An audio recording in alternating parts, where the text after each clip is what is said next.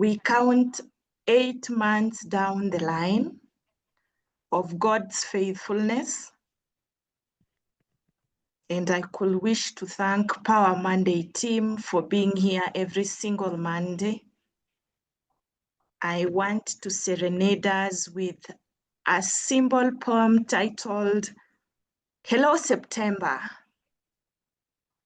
We are left with a few days to finish 2025.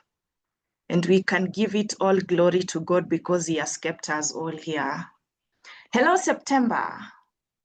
Hello, how are you, September? How do you feel being in September? Hello, September. You see, leaves glow like amber. Cool is the weather. The crisp winds to remember. No, is it just the heat of summer or am I dreaming? Now comes the slumber. The trees are going to shed their number. Fields are going to fade the amber. Days grow so much somber. You see, the nights are come so sooner, like it's like a chamber. Dreams keep on rising in wonder. The fires keep on sparking the ember, soft, soft, soft murmurs. The chills wrap the timber, moonlight grows so limber, stars softly shimmer.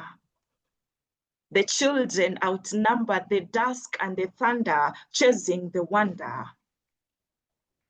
It's a hush, hush, hush like a lumber. It falls deep in slumber. Darkness is going to grow so stronger, and the candles are going to light up the September. We are going to be lost and to be loved in the ember months that are left for the year. So sweet is September, we welcome you. And it is a month to remember. So yes, September, we are here to conquer it all. Thank you. Yeah. Thank you very much. In that serenading, whatever. It's beautiful. Yeah, thank you very much. So let's have Cynthia. Cynthia, told you are the one to introduce the guest. Our guest today, he is a scientist, he's an engineer, an educator who is committed to advancing human potential through data, technology, and knowledge infrastructure. Over the course of his career, he's built high-performance bioinformatic data systems to leading regional training programs, and he's come to see that the most transformative impact lies in empowering others, particularly those in Africa. His passion lies in equipping the next generation of African talent with the skills, confidence, and tools they need to thrive in data-driven environments, whether through launching multi-country fellowships or designing context-aware digital learning modules or mentoring young scientists. He strives to build bridges between global standards and local realities. He believes that with the right support, African researchers, developers, and even analysts can set new benchmarks and not just follow them. Allow me to mention that his approach blends technical rigor with systems thinking, program design, and a deep commitment to equitable access. He's especially interested in how data science, responsible innovation, and open collaboration can unlock new models of development, learning, and discovery across the continent. If we are building towards a future where Africa expertise is central, not peripheral, then he's glad to connect with that. Please allow me to welcome Dr. Paul Korir, PhD, a data scientist, a scholar, techpreneur, to lead today's session, the future of work, how to cope with AI. Karibu, Dr. Korir. Thank you very much, Cynthia, for that lovely introduction. And I know it sounds very lofty, but what it just means is I'm a hustler. At the base of it all, I'm a hustler who is passionate about Africa. And in the experiences that I've had, I can share with you a few in the course of today's presentation and discussion. And I'm sure for a lot of you, these are going to resonate. For example, I remember the first time I traveled out of Kenya, and I remember I traveled to a country which was much more developed. It was actually Egypt. It wasn't anything fancy. And I went to, and I remember driving from the airport, not driving, I was in a taxi from the airport. And I remember there was a number of overpasses which went over other overpasses, and I was just shocked. And I remember coming back from Egypt, and on my ride from JKIA to where I was staying in an SQ, someone's SQ in Mountain View, I was just completely stunned. Why are we so backward? Why are we so behind? What do we need to do? Then later on, I went for a trip to, again, I was fortunate to go for a trip to France when I was part of my job. And I remember we took the train a distance of 1,000 kilometers in 3 hours. 1,000 kilometers in 3 hours. And every time we would stop, at all the stops, the way the towns were, they were all built up. The roads were nice and neat. And again, I came back completely stressed. I was like, what are we doing? Where are we going in our country? So what I really want to communicate, despite the fact that I've been very privileged to have certain experiences abroad, also in Kenya, is that I do come from very humble beginning, a beginning where I didn't even have a computer to start off with, and I had to be very crafty on how I did that. So when I was in high school, I loved drama, I loved theater. And so I got a chance when I finished high school. I was told there's a theater in Nairobi. Try and get a job at that theater, and see if you can make money. So I went to that theater. I was very lucky. I got to perform, and I remember on the first day that I was told that I would be in a certain play. I remember I went by a place called Mitsumi Computer Garage. I don't know if you guys remember that place. Mitsumi Computer Garage is in Westlands, and they would sell computer parts for you to assemble your own computer. This was the plan. I had about 6 months. I said, and the plan was that I would buy the parts one by one. You could actually tell them you don't want a receipt, and then you wouldn't pay VAT, and save about 1,000 shillings for every part. But when I was told how much I was going to be paid for my acting job, I was going to be paid 150 shillings per show. And there were 14 shows, which means I was going to make 2,100 shillings for 14 days of acting. And my dream popped immediately. It just busted. I was desperate. But fortunately, through that acting job, I got another acting job where I was being paid about 5,000 shillings a week. And if you remember, in those days, that was a lot of money. So essentially, I have hustled. I've hustled like a lot of you. I've hustled as a student at the University of Nairobi. I have hustled, the time we would have chapati mbili na beans. I've gone through all that hustle, and I've just been fortunate. I've taken a lot of risks in my life, and I'm even taking more risks now as we speak. So I just want to balance that, the presentation, the introduction that was made about me, but also with the reality that I've just hustled. I've really hustled, and I know a lot of you understand this and relate to this. So let me just share my screen. Let me just find my presentation. There we go. Now I'm going to try something different. So let me know if does that work? Okay, just 1 second. Do you see that? I don't know what you see. Yes. You can see me at the bottom of the screen? Yes. Okay, so Plus our another purpose today lady is... with a laptop. Plus another lady with a laptop on. Yes, yes. That is part of my presentation. So my purpose today is to sort of initiate a conversation, and I'm sure there are a lot of people here who have expertise in this area, and it would be lovely to have a conversation and just an enriching conversation. It's a real privilege to be part of this community and talking to you about the future of work in the face of the AI revolution. And when we think about AI, what we are experiencing now is truly groundbreaking. It's something that we've not encountered before. And as I'll mention this in the course of my presentation. So given I told you about my background in where I loved theater, and so therefore I've structured this presentation into 3 acts: Act 1, Act 2, Act 3. And in Act 1, I want us to spend some time and situate ourselves, get some situational awareness. Usually when pilots lose control and they're coming through the clouds, one of the things they're told is you need to situate yourself, especially if they're not been trained to fly by wire. So they're not just using the instruments, they are flying using their visual, what they're able to see on the ground. And so situational awareness is essential for us to position ourselves and understand where are we in this world, this new world of work. Where has this AI come from? How does it actually work?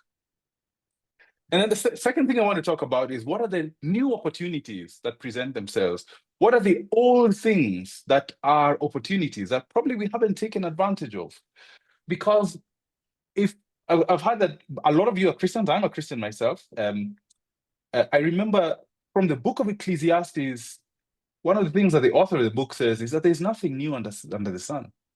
So even with what we consider now to be artificial intelligence, there really isn't anything new under the sun. It's just that we need to adapt to this new form of technology. And my hope is that we can actually see this, that a lot of the opportunities are simply repurposing things that we're already familiar with or things that we need to familiarize ourselves with. And that then will give us a way forward. So about myself, as I said, I've told you about my beginnings, you've heard about my passions. At the heart of what I really care about is Africa. I feel partly embarrassed, but partly invigorated, partly embarrassed that we are not where we could be. But again, we have to be understanding because Africa is very young. Most of our countries are less than 60 years old. And if you compare that to a country like the UK, which is over 1,000 years old, or a country like Greece, which has had multiple developments and crashes and developments and crashes again, we are still very young. And one of the ways I try to express this is through a little outfit that I have called Sci2Pro. Sci2Pro was born out of my frustrations as a software developer, having trained as a scientist and being employed as a software developer. I realized that there's a gap between the scientific, or what we'd call the domain, and the professional. So for example, if you're trained as a chemist and you're very good in chemistry, but then there's a professional environment out there, which you can actually take your chemistry knowledge or industrial chemistry, or whatever it is, but it may not be suitable for the workplace. And how can we bridge that gap? So this is the whole essence behind Sci2Pro. So in terms of my education, you've already heard that I did my terminal degree in computational biology, but I started off from University of Nairobi. Then I was very fortunate to get a scholarship to go to South Africa for a postgraduate diploma in mathematical sciences, which was such an eye-opening experience. And then I went to Ireland, where I studied for this PhD in computational biology.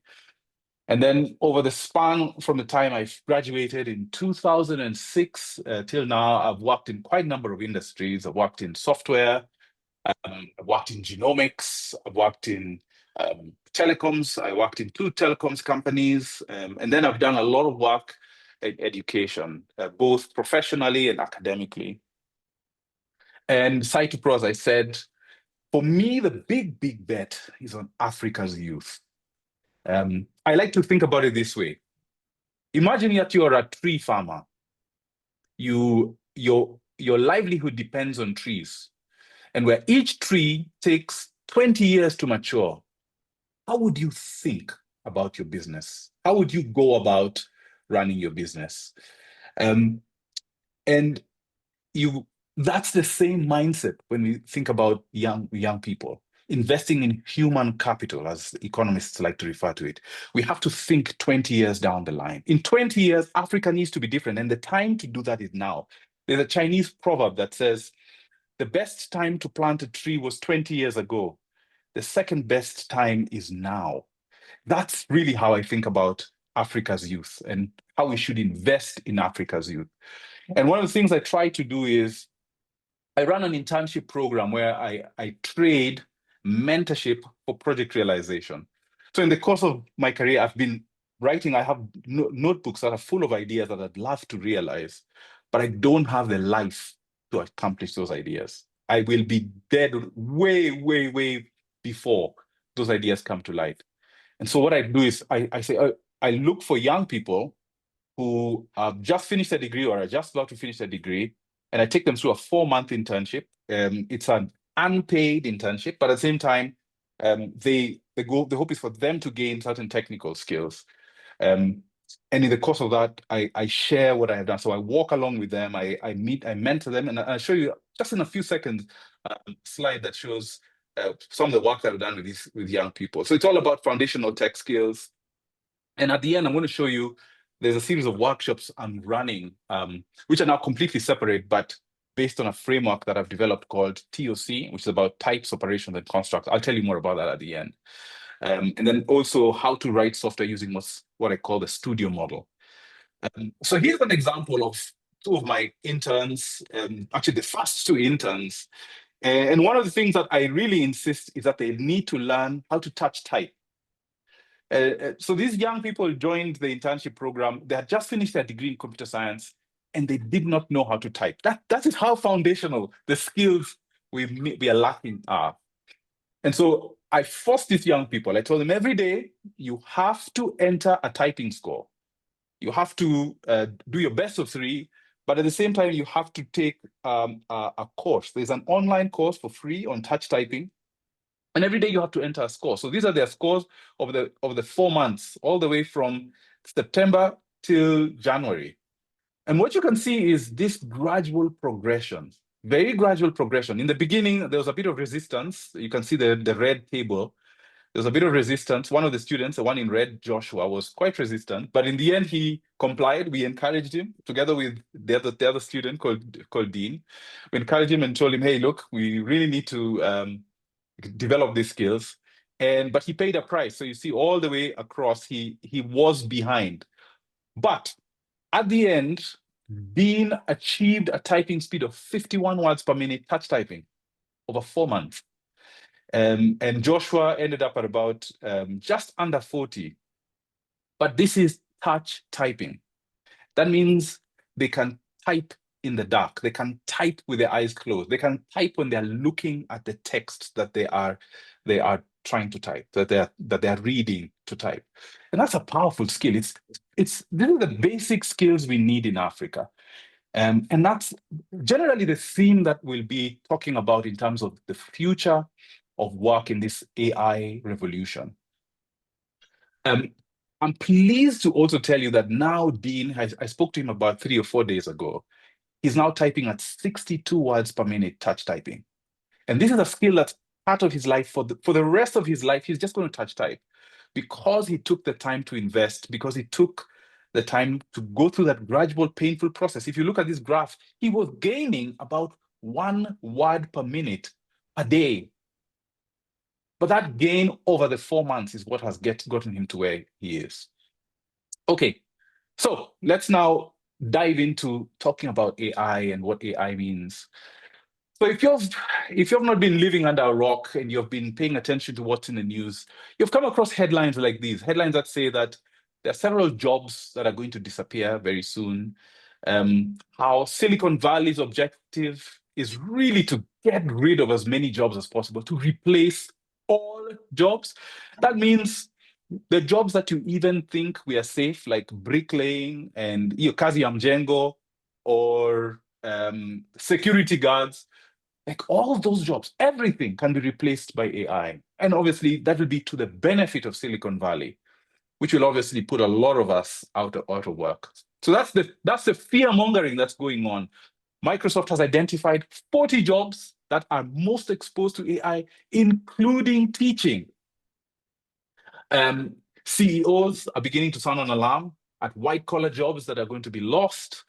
There are certain jobs that AI is already displacing. AI will replace most humans, and then what? It's cutting entry-level jobs. And for me, this is a really striking headline, and this is in a magazine called Wired that talks about technology. AI is eliminating jobs for younger workers. So let's just think about that. In other words, it's disproportionately targeting jobs for younger people. And that's scary if you think about it. That's very scary. If you are coming into the marketplace now, you've just graduated, you're freshly minted degree, and AI is there to compete with you. And I tell a lot of young people, you need to develop your skills independently of AI, because AI will come for your lunch if you're not prepared. You need to distinguish yourself. But that's just a theme we shall talk about. So let's start off with situational awareness and position ourselves. So this is Act 1, situational awareness. So AI, ML has had quite a dramatic past history.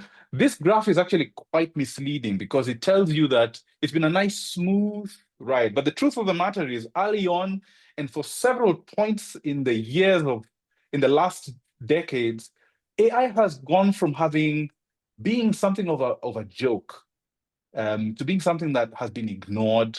And people have actually made fun of AI. The idea that you could actually have machines that are smarter than human beings. And in fact, early on, not long after this term was coined, there was what was called an AI winter. And during that AI winter, there was actually almost no funding for AI as we know it, or as it was projected or predicted or anticipated to develop. And in fact, if you've read a lot of the literature, you'll hear the phrase that the worst thing that happened to AI was machine learning, because at some point people realized that you can actually use machine learning for practical things, and therefore the idea of AI, the aspiration towards AI, was then ignored or put aside. And so, oops, I just lost my screen. I don't know if you can still see my slides. Okay, yeah. So but then over time there've been certain breakthroughs, little breakthroughs, breakthroughs in terms of little bits of technology. For example, the perceptron in the 50s, the introduction of expert system in the 70s, and the emergence of machine learning in the 90s. And then, of course, there's been now an increase and improvement in computing technology to the point that now we have GPUs, which have now been included. So we now have deep learning, which expanded the level of the depth of some of these neural networks and what you could do with them, how you could use them for images, how you could use them for processing audio, different architectures of how to put together deep learning networks. And that's what eventually resulted in now what we call these large language models. And these large language models are really, when we talk about AI, they're really at the heart of a lot of the AI we talk about. And the most popular tool is ChatGPT, because ChatGPT is the one that burst onto the scene in 2022 November. I remember playing with an early version of ChatGPT way before it broke, when I saw this posted that someone wrote a command and asked this tool to actually design a game, and it wrote the code. And I was like, wow, that is unbelievable. But nothing like what we are seeing now. And it's beginning to permeate its way into society, into various industries. And that's the reason why we have this excitement around AI. So this is the story that AI has gone through. And now we are living in an age where these LLMs are doing a lot of the heavy lifting of the kind of work that we do. So that's idea number one. Now, of course, the projection is that the improvement in this technology will go without bound. The sky is the limit. If you talk to other people, they say, well, there are certain limitations on this kind of AI. There are certain things that it can't do. So, for example, its ability to like understand context, context that is available outside of the data that it has been provided with. So, for example, whenever you have doctors usually make reference to a patient's history. So the argument is that there are limitations on what AI can do. So this is idea number one, the history of AI. So let's now talk about what is behind this AI. At the end of the day, a lot of these things are very, very simple. They're mainly made up of three constituent parts. You have data, which carries the rich structure. And then you have a model that is designed to compute parameters. I don't know if I can use a highlighter sort of mark. Let's see if this works. So for example, here you have a linear regression model. And in this linear regression model, you have a couple of parameters that need to be estimated. Once you estimate these parameters, then you know a lot about this data set. But the way in which you come up with these parameters is you run them on some compute. Now, in the early days of linear regression, people had to calculate this on their own. They'd have to put in the data, calculate it by hand. But now with things like ChatGPT, which uses these large language models under the hood, it's the same components, but they're just different. The scale has just gone way, way up. So the kind of data we are talking about web scale data. And here I'm showing you Wikipedia, which has been a valuable source of data for these large language models. But when building these models, they use much more than Wikipedia. They use practically the whole internet. And the models that they use are these things called transformers, which have this mechanism called attention under the hood. And they're really an architecture of deep learning. So what you see on your screen, it's essentially a deep learning model, but that's been structured in a very particular way. The way the nodes are connected to one another, the way the layers are connected to one another is really what gives us this transformer architecture. And the kind of computing, again, the same components now we're dealing with GPUs. And that's a picture of one of the latest kinds of GPUs, one called, I think it's called Grace Hopper. Very powerful, at the same time, very power hungry. And this is what's causing a lot of the rage around the impact of compute on climate, because the number of data centers is growing. The amount of data that they use, the amount of water that they use, the amount of energy that they use is just off the charts. But essentially, it boils down to these three components. You have data, you have a model, and you have compute. And that's really what's behind what we call this AI. Now let's come back, bring back ourselves to Earth, bring back ourselves to Africa, and just think about Africa. As I said, we need to think 20 years into the future and the next generation who are coming on. And what is the situation of Africa? Well, one of the things about Africa is that 70% of Africa's population is young, under the age of 30. These are people who can be deployed to work and they have the energy to work. They have got the sharpness of mind. They have got the sharpness of body. They're able to sit for hours, stand for hours. They're able to do whatever you need them to do.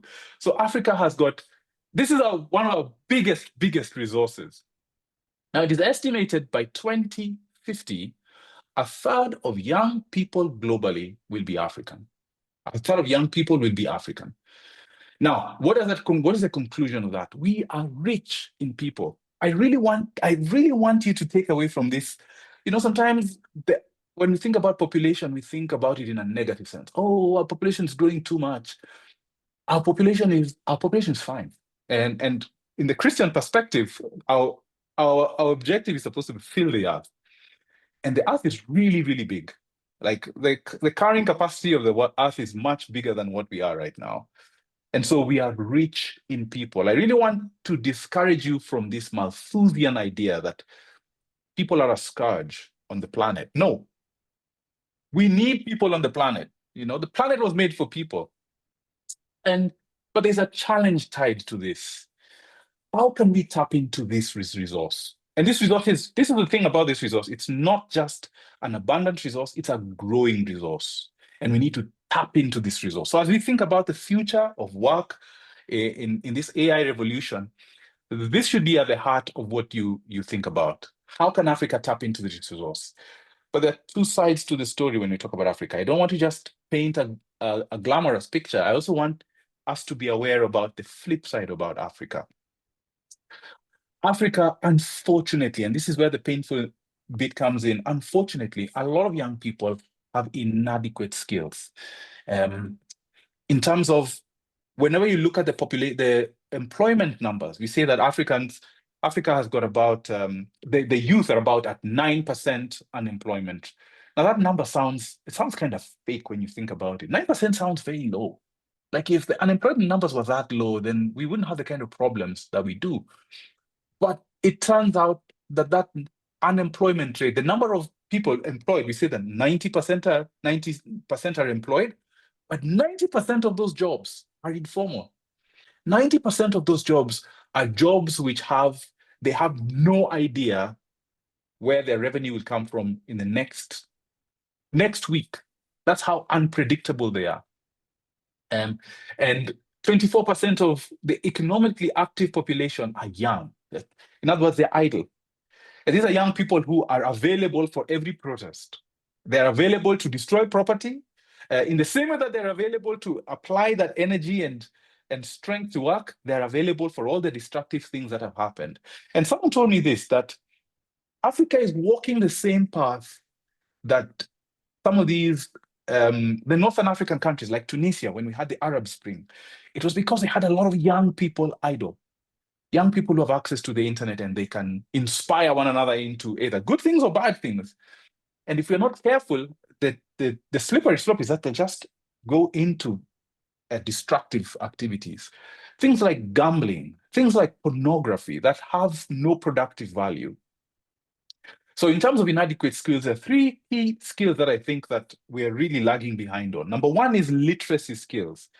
And I just want to emphasize something here right now. Now, when we think about these AI models, they're called LLMs, large language models. Now, think about that. How much can you extract from a large language model if you have poor literacy skills? Because the key skill for you to exploit an LLM is that you have to read and write, and not just read and write at an ordinary level. You read and write at a high level. Because if you imagine if you were to present yourself in front of a very, very smart person, for you to take advantage of that opportunity, you want to be at that same level as them. You need to be smart as they are. And if we don't have that smartness, then we can't exploit these AI skills. Numeracy skills, I always think of numeracy skills in terms of being able to understand the environment around you. Digital skills, and here's the thing, a lot of young people have mobile phones, but a lot of young people don't know how to use computers. They don't know how to be productive with computers. And the sad thing is girls, of course, are disproportionately affected because of early marriage, still happens.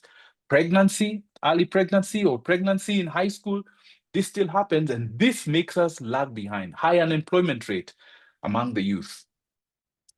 And here's a phrase, mobile is an illusion.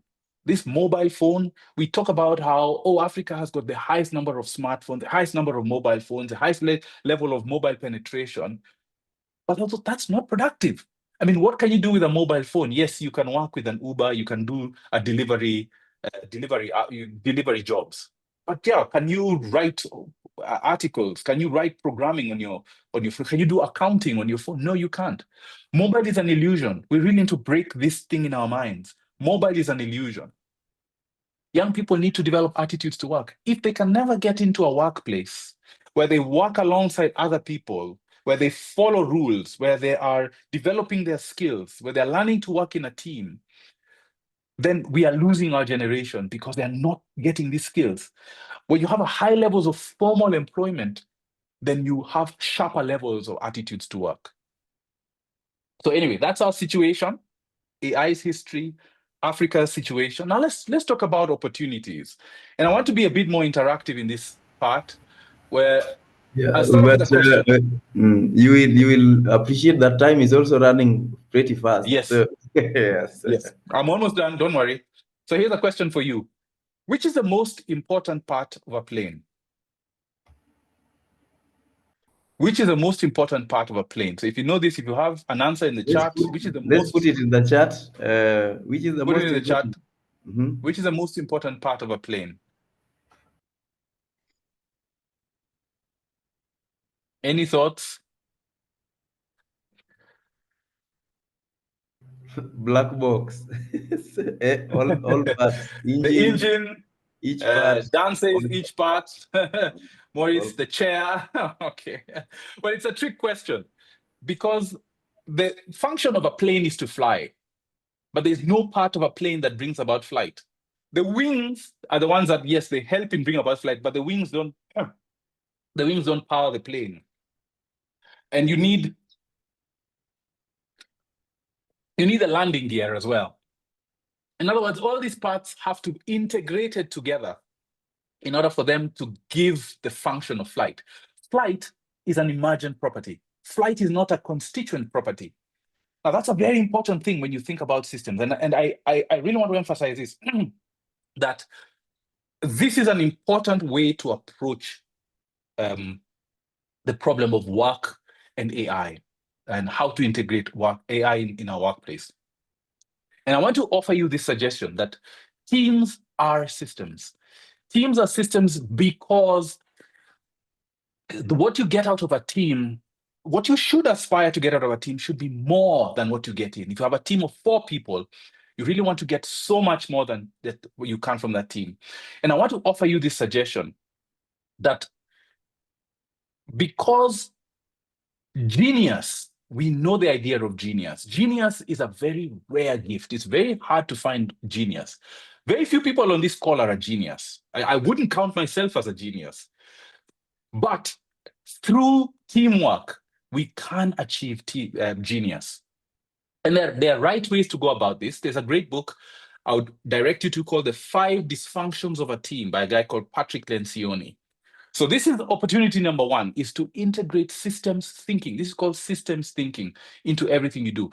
And the core part of this is to start off with thinking about teams. The second opportunity is to think about something called automation, not automation, automation. And when I think about automation, I think about this guy called Sakichi Toyoda. Now, my guess is that more than 75% of the people on this call drive a Toyota. And Toyota is actually the product of this guy's company.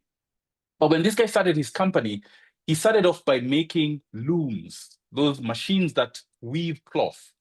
And he handed over to his son. When he handed over to his son, he told his son, I think the future is in cars. I want you to establish a car manufacturing plant. And that's how the Toyota came about. And at the heart of Toyota is this thing called the Toyota production system. The Toyota production system is usually expressed in terms of a house. And there are 2 pillars to this house. One of the pillars is this thing called just in time. And the second thing is this thing called Jidoka. Jidoka means automation. And automation means automation with a human touch, or automation with intelligence, automation that is aware of what it's doing, not just automation. And he applied this when Sakichi was making his looms. What he did was he made it in such a way that it was smart enough that when one of the threads got cut, the machine would stop instantly so that no more damage could be done. And the thread could be fixed, and then the machine would carry on. And this is an opportunity that I think is important for us.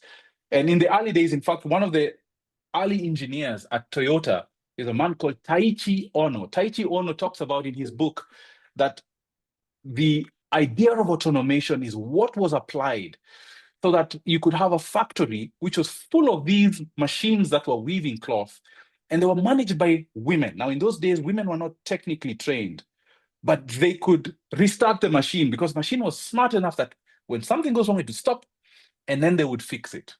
So this is idea number 2. Idea number 1 was systems thinking. Idea number 2 is automation. Here's idea number 3, which is an opportunity.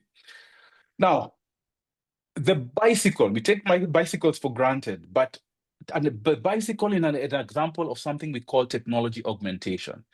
And this is the first version of the bicycle that was made by a guy called Carl von Drees. No pedals, nothing.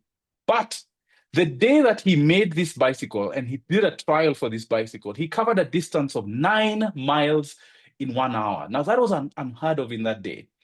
And it completely, radically changed how human beings are able to live and work. All of a sudden, their commuting distance expanded from just a few miles to a distance of tens of miles, just because of the use of the bicycle. And this was even before we had proper roads and proper pathways. And of course, the bicycle has evolved to what we now know. But the way the bicycle augments our ability is in efficiency. What we can do. So this is a graph that shows efficiency of different organisms, how heavy they are and how much energy they can provide in terms of moving. So when you look at this spot here, this is man. Man is nothing special in relation to other organisms or other machines. So for example, a jet fighter, remember this is a logarithmic scale. So things are exponentially more inefficient as you go up. But man on a bicycle is one of the most efficient things in the universe in terms of how it uses energy. And this is a really key thing that I want to bring about. And Steve Jobs said this, when what a computer is to me is the most remarkable tool that we've ever come up with. It's equivalent of a bicycle for our minds. So let's now look our way forward. So I want us to weave together all these ideas. We've talked about many ideas, and I want to bring them all together to sort of emerge with a new idea from this. We've talked about AI, how groundbreaking AI is. But the question is, can it really supplement human labor? I'm not sure about that. The jury is still out on that. Africa we are rich in persons, but unfortunately, their levels of skill is quite low. I've talked about genius and how not many of us are genius, not many of us have encountered genius, but teamwork is an opportunity through which we can realize genius. I've talked about automation as a special way of applying automation, but it always needs human labor alongside it. And then I've introduced the idea of the humble bicycle and how it brings about this technology augmentation. Even the simplest technology can have a radical effect on our productivity. And this is what I offer you. There's an article that was published in a periodical called The Atlantic by a number of authors, but one of the authors is, you may have heard of James Manyika. James Manyika is a vice president of AI research at Google. And they wrote this article titled A Better Way to Think About AI. And the idea, the key word here is, how should we work with AI? There's a key word that they use. So this is a quote that comes from their article. They say, we should insist on an AI that can collaborate, that has collaboration as a design feature. So, for example, with doctors, with teachers, with lawyers, with building contractors, with accountants, all kinds of professions, instead of thinking about AI that will automate these people out of a job. So when we put all these ideas together, it's all about collaboration. That's the kind of AI that will succeed in the future. Not the kind of AI that's going to replace jobs, that will get you out of jobs. And therefore, with this, here's the question. What are our options? We have 3 options. One is we can sit back and watch AI kick us out of the job market. Or option 2 is we can behave like what are called the Luddites. There's a term used for people who hate technology. And these are people who, when they came across the loom, they were so angry at how it was running them out of jobs. They went around destroying every loom they could find. Or we could work with AI. We could collaborate with AI. And this is a suggestion that comes from Manyika and his co-author. But what then is the future? How then do we confront this world? Number 1, we need to invest in basic skills. Those basic skills that I pointed out, literacy, numeracy, and digital. In terms of literacy, we need to have a well-stocked library in every county, maybe in every ward. There needs to be, within a walking distance, everyone in this republic, in this continent, should have access to a library. Now, that is something that's achievable, because if you look at an online project like Project Gutenberg, it's full of books that are out of copyright. In other words, you can go to that website, download a book, print it, sell it, and there is nobody who will come and chase after you, because those books are all out of copyright. What does it cost to publish those books? It shouldn't cost anything. So at least stock those libraries with books from Project Gutenberg, because they are free. They are literally free books. Numeracy, we need to make sure that numeracy is a part of our curriculum, not to make it optional. Digital, I think we should aspire to have a PC, not just a mobile, a PC in every African home by 2030. That is achievable. That's going to change our lives forever. We need to incorporate AI and upskill our teams. If you have a team, if you're leading a team, if you're part of a team, you need to fight for this. Make AI a part of your team. Don't be threatened by AI. Make it a part of your team. Also, develop your teams. Look at that book by Patrick Lencioni, The 5 Dysfunctions of a Team.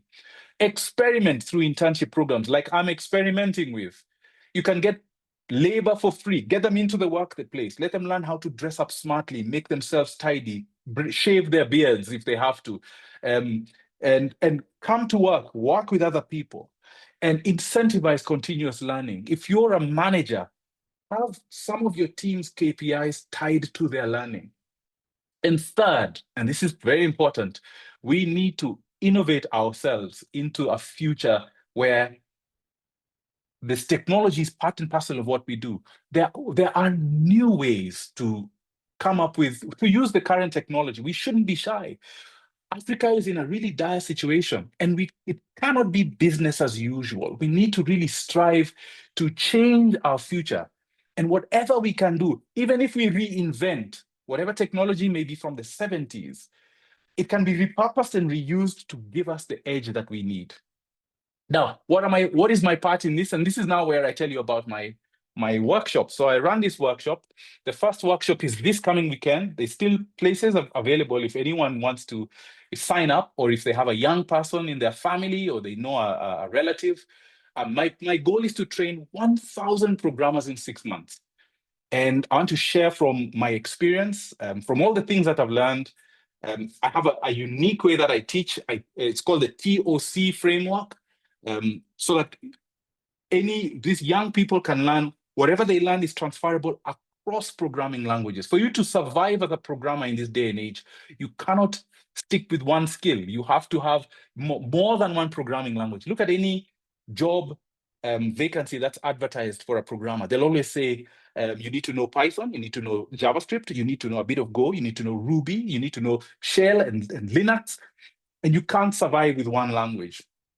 So this workshop introduces this framework that young people can then, or anyone can get into programming. It's a one-day workshop. By the end of that day, you leave as a programmer with the basic skills required to get you moving, to give you the momentum.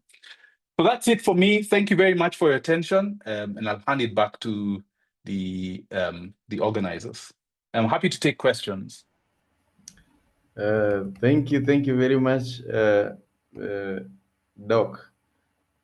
Questions? I don't think there is any question worth your attention for now. Maybe what I would ask, well, first, I'd like to mention key takeaways here, is that most of our people know how to use mobile phones, but they need computers, because nothing productive can be done using just a mobile phone except just application.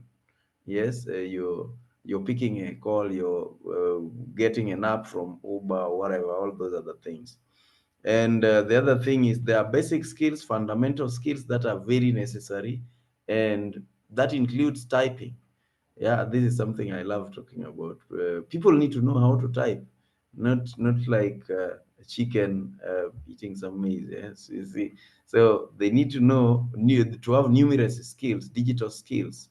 And the other thing is there is need for collaboration.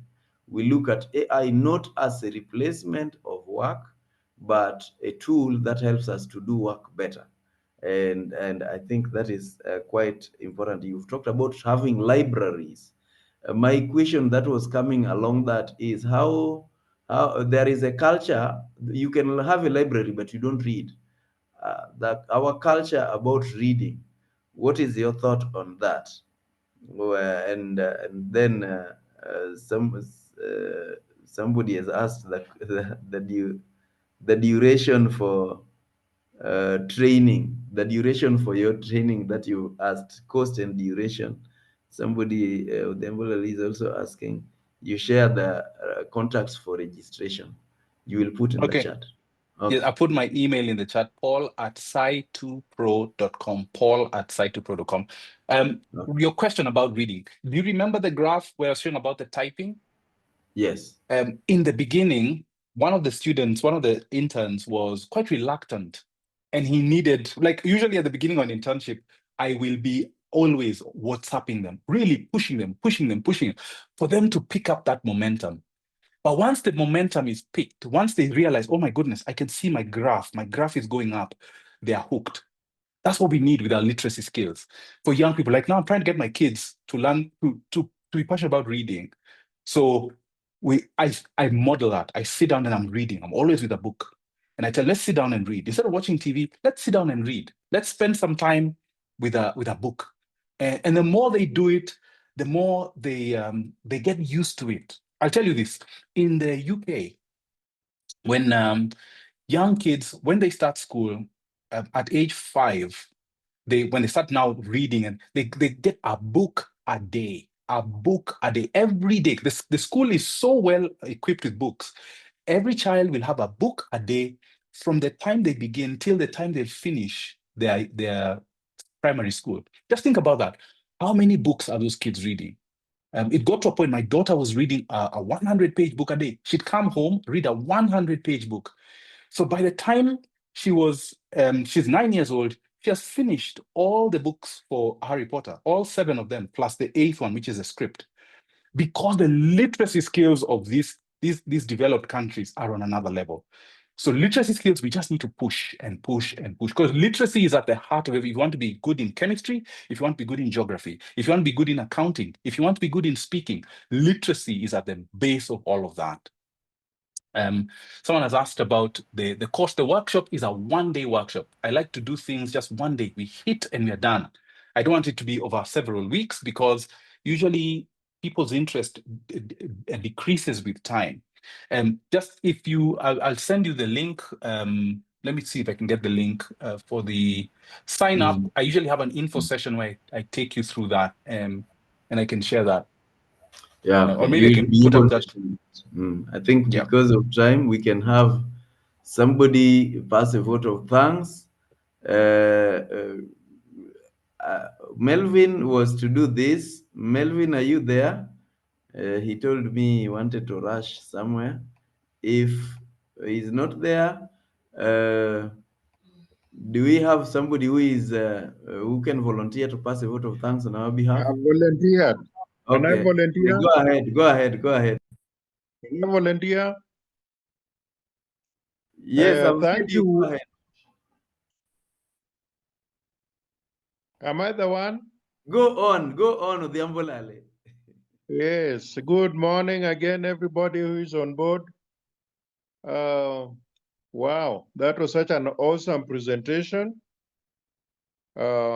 You have made us realize, some of us realize that the importance of an umbrella. It is useful when it is open, not when it is closed.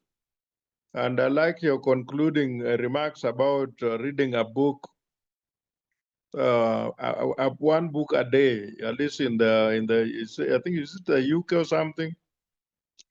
And I think that literacy is one very, very important area that we must can encourage people to read. When I used to be in the media, there used to be a joke doing the rounds in the 80s, 90s and 80s and 90s that the Kenyans are very good at reading. But at the moment they leave school and college and they are promoted. I mean, President Moy tells you you have the power to read and you've already graduated.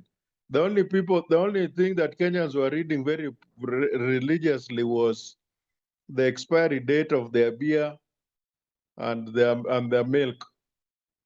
That was the right light touch. But thank you very much. At least you've really opened our minds about the future of work, which is the in thing. I have a passion for that.